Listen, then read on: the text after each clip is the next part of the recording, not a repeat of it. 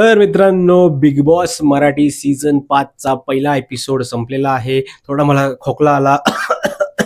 कारण की जे आपली काय जान्हवी किल्लेकर जी आहे ना, तिच्याबद्दल आपण आज बोलणार आहोत. कारण की ज्या पद्धतीने ती आपली बहीण ज्या पद्धतीने तिकडे रिॲक्ट करते ना, ते जरासं एकदम सरप्रायझिंग आहे.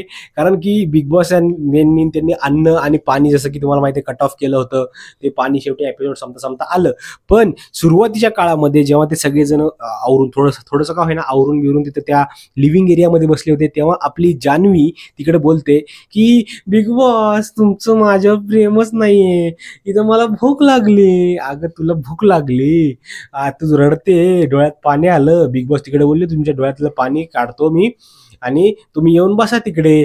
मग ती टाना टाना टाना टाना उड्या मारत गेली तिकडे. म्हणजे मला तर असं वाटतं, ही ही जी आहे ना जान्हवी किल्लेकर, ही थोडीशी आता तिच्या फॅन्सला जरा वाईट वाटत तरी चालेल, पण ही ज्या पद्धतीने सध्या तिकडे वावरते ना, मला ती 100 आणि 101% बालिश वाटत आहे. आता काय बोलू काय माहित नाही. आणि मला असं वाटतंय ती तिच्या स्वप्नामध्ये आहे सध्या. अजून तिला अजून रियालिटी चेक भेटायचा एक वेळ आहे.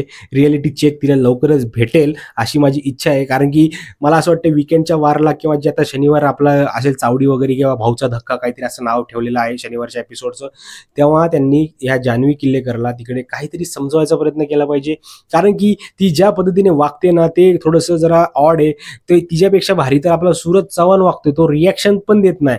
पण ह्या बाईची ही आपली जान्हवी आहे, तिची रिॲक्शन कुठल्या पण गोष्टीमध्ये रिॲक्शनच आहे.